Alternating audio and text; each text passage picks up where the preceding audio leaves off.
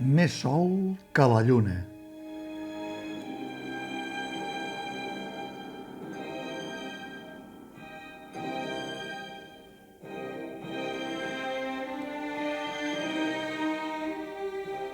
El dramaturg i director teatral valencià José Sánchez Sinisterra és una de les figures emblemàtiques del teatre català dels últims 40 anys, amb fites decisives com la creació del Teatro Fronterizo o l'embrió de la Sala Beckett. Per als espectadors, Sánchez Sinisterra és l'autor de la inoblidable Ai Carmela, entre un catàleg d'obres i escrits que apleguen un considerable nombre de volums.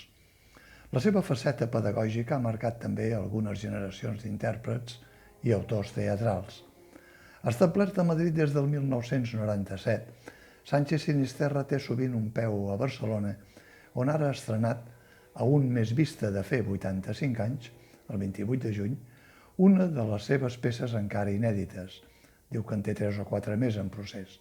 que s'endinsa en el mite literari de l'escriptora Mary Shelley, que als 18 anys, a Cologny, a la riba del llac Léman, en una nit de tempesta i reclusió,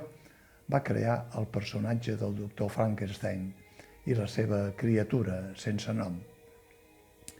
És a aquest personatge a qui Sánchez Sinisterra dedica el monòleg La criatura del doctor Frankenstein, que l'actor i director barceloní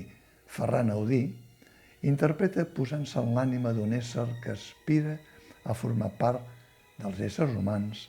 sense que es vegi estigmatitzat per la seva diferència.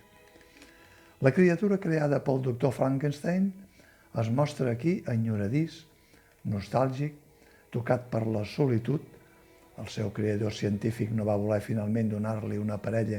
com havia fet un altre creador no tan científic amb Adam i Eva per no fomentar un engendrament monstruós. Una mica ressentit també es mostra per com el va anar modelant a peces i confessor dels seus crims i admetent que es troba més sol que la lluna, una clocada d'ullet lingüística que al llarg del relat d'una hora clavada deixa també espurnes d'ironia i d'humor que ajuden a fer que la bèstia acabi sent més bella del que aparenta i de com l'han definit sense mesura les múltiples versions literàries, les versions cinematogràfiques i les trapelleries televisives. Sánchez Sinisterra no amaga que el seu relat beu de les fonts d'un altre personatge mític que també té, en certa manera, les mateixes aspiracions que la criatura de Frankenstein. Es tracta del simi de Kafka, que l'autor txec va immortalitzar a Informe per una acadèmia,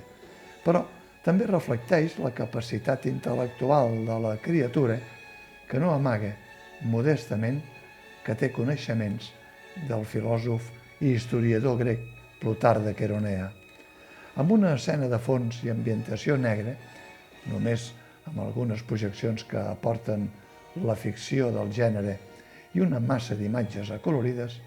emparat únicament per la feble il·luminació d'una bombeta amb un rudimentari llum de peu i amb el complement d'una senzilla butaca de braços que facilita el moviment, la criatura de Sánchez Sinisterra, ara ja no toca dir del doctor Frankenstein, s'adreça a un auditori presumptament acadèmic on, entre ells, hi ha també una senyora, potser l'única, molt més acadèmica que tots els altres. L'actor Ferran Audí fa allò que la literatura, després de més de 200 anys, no ha fet: humanitzar el monstre i dotar-lo de vida terrenal amb angoixes, pors, il·lusions i desitjos.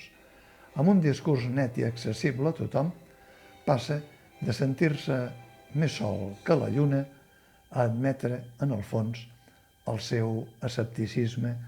sobre tot plegat, perquè, honorables senyors acadèmics i també honorable senyora acadèmica, el peix no sap el que és l'aigua. O dit d'una altra manera, surtin del teatre i vagin-se a casa amb aquesta idea. Tots som, com peixos, gens conscients del que ens envolta i tampoc gens conscients de tota aquesta metafòrica aigua que sembla invisible, però que acaba perfilant la nostra personalitat. Fosc.